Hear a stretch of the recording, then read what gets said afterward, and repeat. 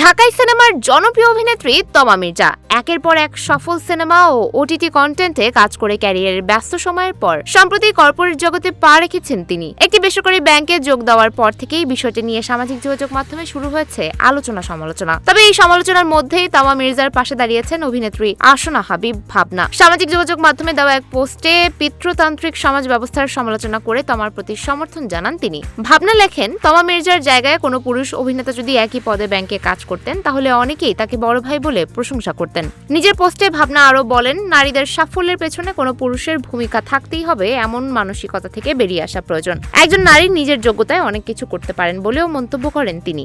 ভাবনার ভাষায় নারীরা অভিনয়ের পাশাপাশি ব্যবসা, চাকরি, ছবি আঁকা, গান, লেখালেখি সবকিছুই করতে পারেন।